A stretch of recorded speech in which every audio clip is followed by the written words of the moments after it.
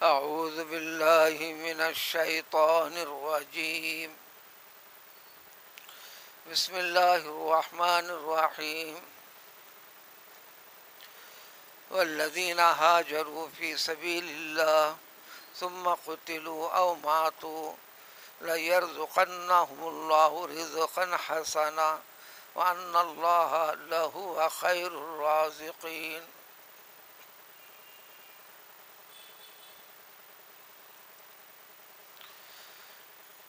دنیا کی زندگی جو انسانوں کے ساتھ ہے،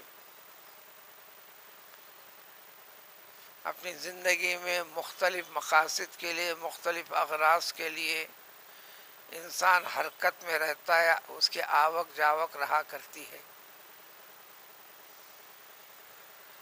کوئی کمائی کے لیے جاتا ہے، کوئی روٹی روزگار کے لیے جاتا ہے، کوئی کاروبار کے لیے جاتا ہے، کوئی کسی سے ملاقات کے لیے جاتا ہے۔ اسی طریقے سے سفر بھی مختلف اغراض کے ساتھ کیا کرتا ہے۔ ساری زمین کی ساری چیزیں اللہ تعالیٰ نے انسان کے حوالے کر کے رکھے ہیں۔ ان مقاصد کی تکمیل کے لیے آنا جانا، اس سے جڑنا یہ منع نہیں ہے۔ انا جعلنا لکم ما فی الارض جمیعا، ہر چیز، اے انسانوں، ہم نے تمام چیزوں کو پیدا کر کر اس کی منفعت کو، اس کے تعلق کو اس سے جوڑ تمہارے لیے جائز کر دیا، بلکہ تمہارے خاطر کیا۔ لیکن یاد رکھو کہ تم میرے خاطر ہو۔ اب ان تمام چیزوں کے اندر جس غرض کے لیے نکلا، وہ غرض کیا ہے؟ وہ نیت ہے، ارادہ ہے۔ اس میں خصوصی اطاعت و عبادتوں کے مراحل بھی ہیں۔ دین کا تعلق اس کے ساتھ جڑا ہے، جیسے نماز ہے، حج ہے، جہاد ہے، دینی تعلیم و تربیت ہے، دینی حلقوں کے میں نشست و برخاست ہے، نیک صالح لوگوں سے ملاقات کے لیے جانا آنا، یہ ساری کی ساری چیزیں ہیں۔ اسی آیت شریفہ کے جیسی آیتیں اور ہیں، اسی کی وضاحت میں بھی ہے، جو بخاری شریف کی ابتدا حدیث میں کہ تمام اعمال کا تعلق، یعنی انسان زندگی میں جو کچھ کرتا ہے، جس ارادے کے ساتھ، جس نیت کے ساتھ، اس کا اطلاق اسی کے ساتھ جوڑ دیا جائے گا۔ نمونے کے طور پر چند مثالیں بھی دیا پیغمبر صلی اللہ علیہ وسلم نے۔ کوئی اپنے لیے بیوی کی تلاش کے غرض سے جاتا ہے تو وہ اس کے سارے ایکٹیویٹیز اسی حصے میں لکھ دی جائیں گی، اور کسی اور غرض کے لیے جاتا ہے تو وہ اس کے ساتھ جڑ جائیں گا، اور کوئی اللہ کی راہ میں دین اسلام کے خاطر، دین اسلام کا تعلق سبھی چیزوں سے جائے گا جو شریعت ہے، اس کے ساتھ جڑے ہوئے چیزیں ہیں۔ اب آیت کا ترجمہ ہے۔ یہ سوالات صحابہ کے اندر بھی پیدا ہوئے تھے رضی اللہ عنہم۔ جہاد کے ارادے سے نکلتے ہیں۔ ساری مدینے کی زندگی مکہ فتح ہونے تک غزوات اور سرایہ کے ساتھ جڑی ہوئی ہے۔ مختصر سی مدت 10 سالہ نبوت کی زندگی، کوئی 23 غزوات ہیں۔ پھر پیغمبر صلی اللہ علیہ وسلم کے حکم سے صحابہ کی جماعتوں کو تیار کر کر جہاد کے لیے بھیجا کرتے تھے۔ وہ سریات ہیں، سریے، وہ بھی بہت سارے ہیں۔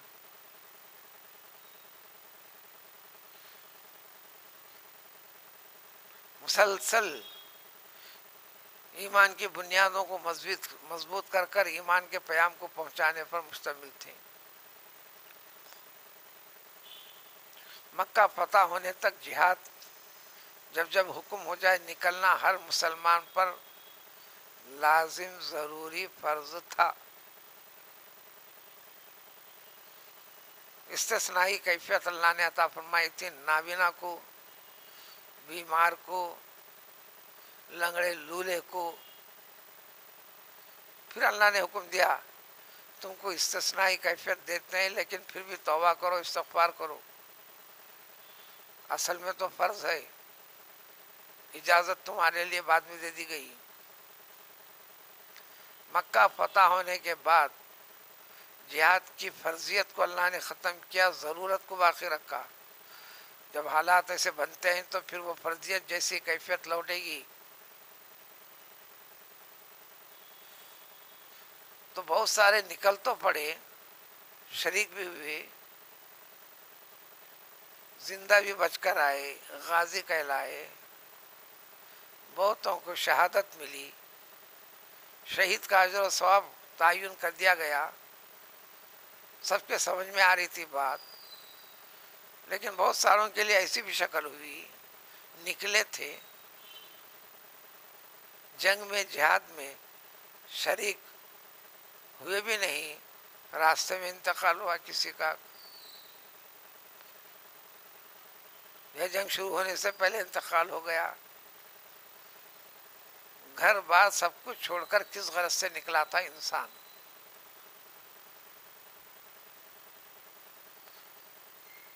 تو کیا یہ شہادت کے درجے سے محروم؟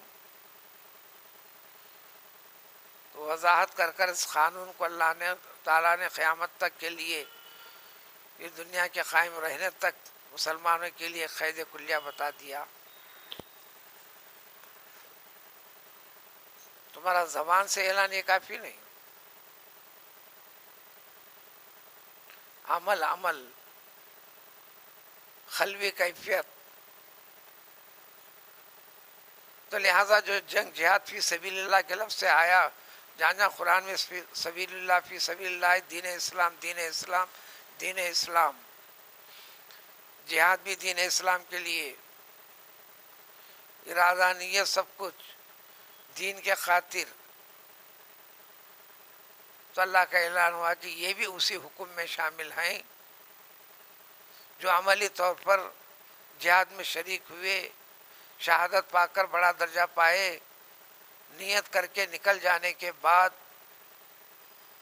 اس ارادے سے اس میں اگر موت واقع ہو جاتی ہے تو اس کا شمار بھی ایسا جیسے کہ وہ جنگ میں شریک ہوا. اب یہی قاعدہ قطعی ہے اسلام کا. نماز ادا کرنے کے ارادے سے گھر سے نکل پڑا، قلبی کیفیت کے ساتھ مسجد کی طرف رواں دواں ہو گیا. اللہ حیات دے، اگر موت واقع ہو گئی تو گیا. نماز پڑھ کر نکلنے والوں کے لیے جو اجر و ثواب ہے اس کے لیے بھی وہی ثواب ہے. اسی طرح حج کے ارادے سے نکلا یا عمرے کے ارادے سے نکلا، کر نہیں سکا، اس سے پہلے انتقال ہو گیا، تو حاجیوں کی فہرست میں اس کا شمار، عمرہ کرنے والوں کی فہرست میں شمار. نماز کے ارادے سے نکلا تو اس کی فہرست میں شمار. اللہ کے نیک سارے بندوں سے دین نیکی کو جاننے ماننے کے ارادے سے نکل پڑا تھا تو وہ اسی کے اندر شمار. تو ایک اصول اور قاعدہ بنا دی.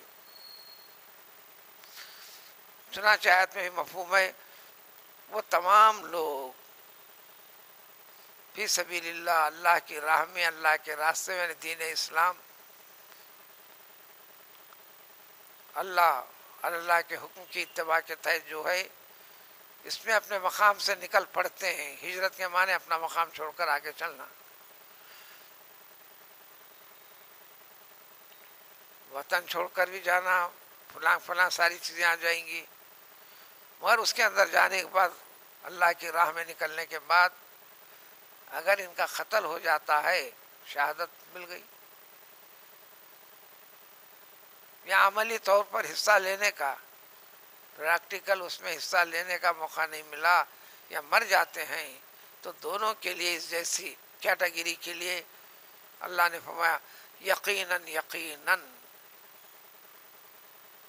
یرزق کے اوپر لام داخل ہو جاتے ہیں تو تاکید فورس کے ساتھ بیان کرنا. ضرور اللہ تعالیٰ ان کو عطا فرمائیں گے سب سے اچھی عطا، جس سے مراد جنت، اللہ کے کیے گئے وعدے، دائمی اللہ کے عذاب سے محفوظ، دوزخ سے دور، اللہ کے غضب سے دور، اللہ کی رحمت سے قریب۔ پھر اللہ نے اپنے کام بتا دیا، یقیناً تمہارا رب جو ہے اللہ تعالیٰ، یقیناً جب عطا کرتے ہیں تو سب سے اچھا بہتر چیزیں عطا کرنے والی ذات کا نام اللہ تعالیٰ ہے، یعنی رازق ہے، ہر چیز کو ہر ایک کو عطا وہی کرتا ہے۔ عطا کی تھوڑی سی وضاحت تو ضرور ان تمام کو سب سے اچھے بہترین مقام میں داخل فرما دیا جائے گا، یعنی جنت، جہاں راحت ہی راحت ہے، زحمت اور مصیبت نہیں ہے، جہاں زندگی زندگی ہے، موت نہیں ہے، جہاں ہمیشہ ہمیشہ کے لیے خیر و عافیت، نعمت اور سرور ہے، زحمت، تکلیف، مشقت یہ چیزیں نہیں ہیں۔ اللہ نے مختصر اتنا بتلا دیا کہ ایسا مقام ہے یرضونہ، جن جن کو اللہ کا فضل یہ نصیب ہو جائے گا، داخل ہو جائیں گے، وہ بہت بہت خوش ہو جائیں گے، کسی کو کوئی کمی کا، کسی قسم کی کوئی شکایت کا موقع نہیں ملے گا۔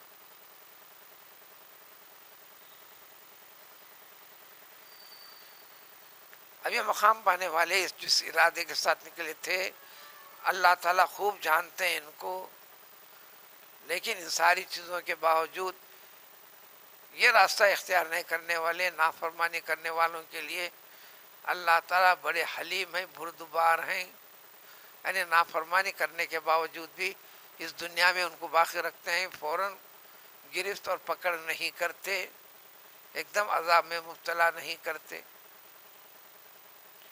اس سلسلے میں بہت سے واقعات ہیں سابقہ انبیاء کے ساتھ گزرے ہوئے بھی، بعض مرویات میں بیان کردہ چیزیں ملتی ہیں، چنانچہ بعض مفسروں نے اس واقعے کو بھی اس کے تحت قلم بند کیا ہے کہ پیغمبر ابراہیم علیہ السلام نے ایک بندے کو دیکھا گناہوں کا ارتکاب میں مبتلا ہے، آپ نے اس کے حق میں بد دعا فرما دی، اللہ نے قبول کر لیا، اس کی موت واقع ہو۔ پھر دوسری مرتبہ بھی اس قسم کا ایک واقعہ ہوا، پھر آپ نے بد دعا کر دی، اللہ نے قبول کر لیا۔ نیک صالح بندوں کی قبول کرتے ہیں، وہ اتنے نیک صالح کہ ان کی زبان اللہ کی زبان ہوتی ہے، ان کی آنکھ اللہ کی آنکھ ہو جاتی ہے، ان کا ہاتھ لگانا اللہ کا ہاتھ لگانا ہو جاتا ہے، ان کا چلنا اللہ کا چلنا ہو جاتا ہے، جو قبول ہو جاتی ہے کیوں ہے۔ پھر تیسری مرتبہ بھی ایک مرتبہ دیکھا، اس کے حق میں بھی آپ نے بد دعا فرما دی، چوتھی مرتبہ بھی ہوا، وہ ڈوب کر غرق ہو کر مر بھی گیا۔ اس کے بعد اللہ تعالیٰ نے نصیحت فرمائی پیغمبر ابراہیم علیہ السلام کو، اے ابراہیم اگر تم یہ طریقہ اختیار کرو گے تو میری مخلوق گھٹتے چلے جائے گی، گھٹتے چلے جائے گی، یعنی تم دعا کرتے چلو گے، میں قبول کرتا چلوں گا، قبول کرتا چلوں گا۔ لیکن ہمارا طریقہ بھی سن لو اے ابراہیم، یہ انسان جب نافرمانی کرتے ہیں، خلاف ورزی کرتے ہیں، تو ہم فوراً کو عذاب میں مبتلا نہیں کرتے، انہیں ہلاک نہیں کرتے، جبکہ وہ مستحق ہیں۔ اللہ کی نعمتوں سے شب و روز بلکہ اسی کے سائے تلے جی رہے ہیں، سانسیں بھر رہے ہیں، پھر ناشکری تقاضا تو یہ ہے ان کی گرفت کر کر ہلاک و برباد کر دیا جائے، ہم جلدی سے کام نہیں لیتے۔ جو حلیم آیا اس کا معنی مفہوم ہوئے، اللہ تعالیٰ حلیم ہے کیسے۔ پھر یہ بھی فرمایا جلدی جلدی کرنا بھی کیوں ہے ہم کو، ہر انسان کو ہماری مملکت جو آسمان زمین ساری کائنات کا احاطہ کیے ہوئے ہے، اس سے وہ نکل کے باہر جا بھی نہیں سکتا. رہنا اسی کائنات میں، موت آنی ہے اسی کائنات میں، حصہ بننا ہے اسی زمین کا. جب ہم اٹھائیں گے تو اٹھنا ہے، ہمارے پاس ہی اس کو پہنچنا ہے. لیکن ہم مہلت دیتے ہیں. پھر جو قلبی کیفیت کے ساتھ نادم ہو کر توبہ کرتا ہے تو ہم توبہ قبول کر لیتے ہیں. پھر استغفار کرتا ہے، میرے گناہوں کو عالم حشر میں سب کے روبرو ظاہر کر کر اہانت والے عذاب میں مبتلا نہ فرما. مغفرت کا مطلب یہی ہوتا ہے. اس لیے جنگ میں سامنے سے وار کو روکنے کے لیے جو ڈھال ہوتی ہے اس کو بھی عربی میں یہی غفرہ سے مغفرہ. تو اللہ تعالیٰ اسے پردہ پوشی کر دیتے ہیں، بلکہ مزید وضاحتوں میں وہ ریکارڈ سے اس کو حذف کر دیتے ہیں. مخلصانہ خشوع خضوع کے ساتھ، آہوزاری کے ساتھ صحیح توبہ کر لیتے ہو، معافی چاہتے ہو تو رب العزت معاف کر دیتے ہیں. تمہاری کتاب جیسے اس کو ہٹا بھی دیتے ہیں. تو اللہ نے فرمایا کہ چاہتا ہم یہ بھی کرتے ہیں. تو بالواسطہ انسانوں کو تعلیم وہ انسان جو ذمہ دار ہے، جو اپنے ماتحتوں کے اوپر جلد بازی سے کام نہ لے. اللہ کے کام کیا کیا ہیں؟ جو 99 اسماء حسنہ ہیں وہ اللہ کے کام ہیں. اس میں سے صرف ایک نام اللہ کی ذات کا ہے جو اللہ. بلکہ رسول اکرم صلی اللہ علیہ وسلم نے فرمایا بھی تخلقوا باخلاق اللہ. جو اسماء حسنہ ہیں، جو اللہ کے کام ہیں، ذمہ داریاں ہیں، وہی اخلاق ہیں.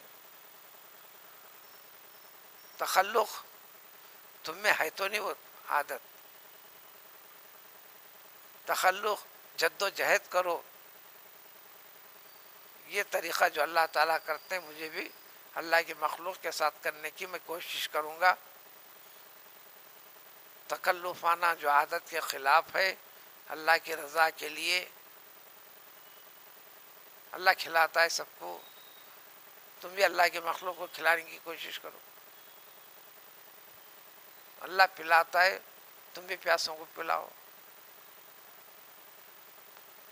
اللہ رحم فرماتا ہے، تم بھی اللہ کی مخلوق سمجھ کر ایسے مواقع ہے تو اس پر رحم کرو.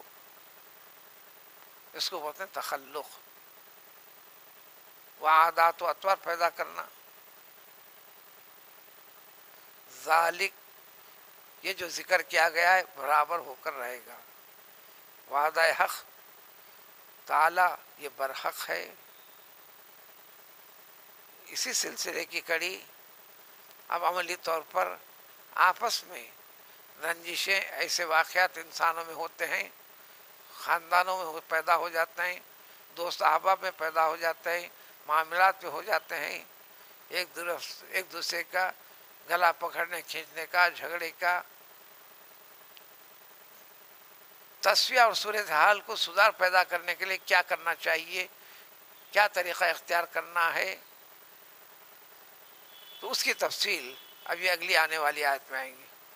سبحان اللہ وبحمدہ، سبحان اللہ العظیم، لا الہ الا اللہ.